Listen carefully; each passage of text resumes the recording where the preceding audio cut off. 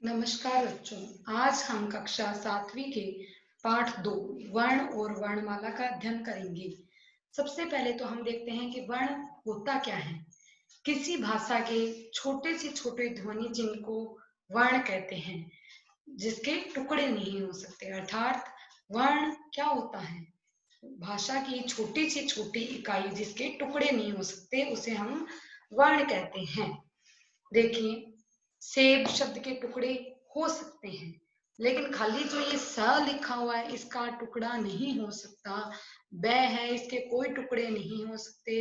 ए के टुकड़े नहीं हो सकते। ए के टुकड़े नहीं हो सकते। तो ये क्या है? वर्ण। यानी इसके नीचे जो हलंत लगा हुआ है, ए है, ब है, ए है, इसके टुकड़े नहीं हो सकते, तो इनको हम कहते हैं वर्ण। अब नेक्स्ट देखिए, वर्णमाला। वर्णमाला क्या होती है? इन वर्णों को मिलाकर जब इनको एक समूह के रूप में प्रयुक्त किया जाता है तो उसे हम कहते हैं वर्णमाला, अर्थात वर्णों की माला। किसी भाषा में प्रयोग होने वाले वर्णों के क्रमबद्ध समूह को वर्णमाला कहते हैं। देखिए, हिंदी वर्णमाला में अ आ इ ई उ ऊ ऋ ए ऐ ओ औ अं अः, ये तो हो गए आपके स्वर। क ख ग घ ड़ च छ ज झ ञ ट ठ ड ढ ढ ढ ण त थ द ध न प फ ब भ म य र ल व श श श है क्ष त्र ज्ञ श्र। ये हो गए आपके व्यंजन। तो हिंदी वर्णमाला में जो है वर्ण है, उनको दो भागों में हमने बांटा है। ये दो भाग कौन से हैं? स्वर और व्यंजन। तो सबसे पहले हम देखते हैं स्वर क्या होता है। जिन ध्वनियों को बोलते समय स्वतंत्र रूप से जो ध्वनियां हमारे मुख से निकलती है, यानी बिना किसी रुकावट के हमारे मुंह से जो ध्वनियां निकल जाती है, उसे हम स्वर कहते हैं। देवनागरी लिपि कौन सी है? जो हिंदी की लिपि है वो देवनागरी। यानी हिंदी में मूल रूप से 11 स्वर हैं। ए आ ई ई उ ऋ ए ऐ ओ औ। ये अपने पास 11 स्वर हैं। अंग और अह को हम स्वरों में नहीं काउंट करते, वो अयोगवाह होंगे। ठीक है। आगे देखिए, ओ स्वर है, वो अंग्रेजी के प्रभाव से हिंदी में स्थान बना चुका है। इसका प्रयोग आ और ओ के बीच की ध्वनि के लिए होता है, जैसे डॉक्टर, बोल। देखो, बोल के ऊपर ओ लगा हुआ है ना। ये जो चिन्ह है वो किस भाषा से लिया गया? अंग्रेजी भाषा से लिया गया है। इसीलिए इसे आगत स्वर भी कहते हैं। तो आगत स्वर कौन सा है? ओ। और कौन सी भाषा से लिया गया? अंग्रेजी भाषा से। आगे देखिए, स्वरों के भेद। तो स्वर को, जो 11 स्वर हमने लिए, उनको हमने 3 भागों में बांटा है। ह्रस्व स्वर, दीर्घ स्वर और प्लुत स्वर। तो ह्रस्व स्वर को देखो, ह्रस्व स्वर क्या होता है? लघु। जिन स्वरों के उच्चारण में हमारे मुख से बिल्कुल भी समय नहीं लगता, हम जल्दी से बोले जाते हैं। ए उरी, देखो जल्दी से बोलेंगे ना, तो ये क्या है? ये ह्रस्व स्वर है। तो ये हमने 11 में से 4 इसको दे दिया, ह्रस्व को। आगे देखिए, दीर्घ स्वर। जिन स्वरों के उच्चारण में ह्रस्व स्वर से दुगना समय लगता है, उसे दीर्घ स्वर कहते हैं। बाकी जो 7 बच्चे हैं वो आएंगे दीर्घ स्वर में। आ, ई, उ, ए, आई, ओ, औ। ये सारे क्या है? दीर्घ स्वर है।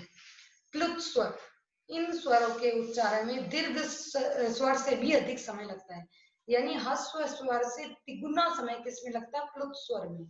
अब इसका प्रचलन, आजकल प्लुत स्वर का जो प्रचलन है वो कम हो चुका है।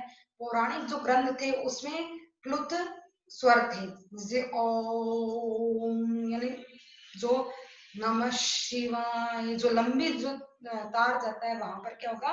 प्लुत स्वर। जैसे ओ के आगे जो 3 बना के निशान है ना, ये प्लुत स्वर को इंगित करता है कि यहाँ पे प्लुत स्वर है। आगे देखिए, स्वरों की मात्राएं। मात्राएं हमें सबको पता है। ए में कोई मात्रा नहीं लगती, आ की मात्रा होती है, की होती है, उ की होती है ना। तो आगे देखिए, देखो ए है वो अमात्रिक शब्द होता है। आ में खड़ी पाई लगती है। ई में देखो जैसे किताब। ई बड़ी में देखो कीचड़। ऊ में कुछ, बड़ा में कूट। री में कृष, केला, क से केला, और कैसा, कोमल, कौन। ये हो गए औ तक अपनी मात्राएं। आगे देखिए, अयोगवाह। मैंने आपको स्वरों को बताते समय बताया था अभी कि अंग और अहम को हम अयोगवाह ध्वनियों के अंदर लेंगे। तो अंग, अंगार में अंग का उच्चारण ए के बिना नहीं हो सकता, यानी आ नहीं होगा तो इस बिंदी का कोई भी वैल्यू नहीं होगी। आगे देखिए, प्रातः में विसर्ग का उच्चारण ए के बिना नहीं हो सकता, खाली अपन है तो नहीं बोल सकते इसको, प्रातः यानी ए के साथ ही है की ध्वनि कार्य करेगी, इसलिए अंग और अह ध्वनियां है वो अयोगवा है, यानी ए का योग, ए प्लस योग, अयोग का मतलब क्या हो गया, ए के योग से। आगे देखिए, अनुस्वार और अनुनासिक। अनुस्वार का चिन्ह डॉट का होता है, यानी एक छोटी सी बिंदी लगाई जाती है, इसे हम नासिक के व्यंजन भी कहते हैं। नासिक के व्यंजन क्या होता है, नाक से निकलने वाला व्यंजन, इसका उच्चारण नाक से होता है, यह स्वर के पश्चात आता है, यह जिस स्वर के पश्चात आता है उसी के ऊपर लगता है। जैसे सुनो, कंगन, क के बाद में अंग आ रहा है लेकिन वो क के ऊपर लगेगा, यानी जिसके बाद आ रहा है ना जो स्वर, उससे पहले वाले स्वर पे लगेगा। जैसे सुंदर, सु के बाद में आ रहा है लेकिन लगेगा सु के ऊपर। चंपा, तो मैं आ रहा है किसके बाद में, च के बाद में, लेकिन इस च के ऊपर लगेगा। एक बात और बताना चाहती हूँ आपको, जो अपन व्यंजन बनाते ना, तो व्यंजन में क ख ग घ ड़ च छ ज झ ञ ट ठ ड ढ ण त थ द ध न प फ ब भ म, और ये जो लास्ट के जो अक्षर है ना, पांचवा अक्षर, हर लाइन का जो पांचवा अक्षर है वो नासिक के व्यंजन होता है और उसका उच्चारण अनुस्वार के रूप में होता है। जैसे सुंदर में देखो, सुन न की आवाज आ रही है, सुंदर, आधा न लिख के भी अपन लिखते हैं ना सुंदर, सु आधा न द र, सुंदर लिखते ना, तो न किसकी लाइन का है, पांचवा अक्षर है, त थ द ध न, यानी तय की लाइन का पांचवा अक्षर कौन सा है, न, तो ये नासिक के व्यंजन होता है, इसको हम बिंदी के रूप में भी लिख सकते हैं। आगे देखिए, अनुनासिक का चिन्ह क्या होता है, चंद्र बिंदु होता है, इसका उच्चारण स्वर के साथ नाक और मुंह दोनों स्थानों से होता है। जिन स्वरों के ऊपर किसी स्वर की मात्रा नहीं होती वहां यह अपने मूल रूप में लगता है, जैसे चांद, कुंवर, और जिन स्वरों की मात्रा ऊपर होती है यहाँ यह बिंदु के रूप में लगता है। जैसे मैं के ऊपर देखो, ये जो शिरोरेखा है ना, शिरोरेखा मतलब जो मैं के ऊपर जो लाइन लगी हुई है इसको शिरोरेखा, यानी सिर के ऊपर रेखा, ये शिरोरेखा के ऊपर मात्राएं आते ही चंद्र बिंदु किसमें परिवर्तित हो जाती है, बिंदु में। सींच, स के ऊपर मात्रा आते ही किसमें परिवर्तित हो गई, बिंदी में। सौंठ, ये भी बिंदी में परिवर्तित हो गई। आगे देखिए व्यंजन, ये तो हमने पढ़े अब तक स्वर। 11 अपने पास स्वरों की संख्या है, स्वरों को 3 भागों में बांटा गया है, ह्रस्व, दीर्घ और प्लुत। उसके बाद में हमने अनुनासिक अनुस्वार भी पढ़ा है और अयोगवाह ध्वनियां अंग अह को भी पढ़ा है। अब हम पढ़ते हैं व्यंजन। जो ध्वनियां मुख के किसी भाग से टकराकर बाहर आती है उन्हें व्यंजन कहते हैं, या फिर हम ऐसे भी कह सकते हैं कि स्वरों की सहायता से जो वर्ण बोले जाते हैं उसे हम व्यंजन कहते हैं। तो आगे देखिए व्यंजनों के प्रकार। व्यंजनों को भी हमने मुख्य रूप से 3 भागों में बांटा है, स्पर्श व्यंजन, अंतस्थ व्यंजन और ऊष्म व्यंजन। सबसे पहले हम देखते हैं स्पर्श व्यंजन। स्पर्श व्यंजन क्या होते हैं, इन व्यंजनों को बोलते समय, स्पर्श नाम से ही पता चला छूना, यानी इन व्यंजनों को बोलते समय हमारे कंठ से निकली हुई ध्वनि या वायु मुख के किसी न किसी भाग को छूते हुए बाहर निकलती है, इसीलिए इसे स्पर्श व्यंजन कहते हैं। जैसे देखो क ख ग घ ड़, तो ये हमारे कंठ से ध्वनि आ रही है, आप इसको बोल के देखोगे ना बेटा, तब आपके ये उच्चारण भी सही होगा और आपको चीज भी समझ में आएगी। आप देखो च छ ज झ ञ, तो आपकी जो जीभ है वो ऊपर अपने तालू से टकरा रही है बोलते समय, तो ये च वर्ग है वो क्या होगा, तालु। आगे देखिए ट ठ ड ढ ण, ये वाले शब्द हैं, सॉरी वर्ण है, वो उसमें जीभ है वो उल्टी होकर अपने तालवे से टकराती है, इसको क्या बोलते हैं, मूर्धा। आगे देखिए स ल न ज, ये वत्स बोलते हैं इसको, ये दंत का मूल रूप होती है।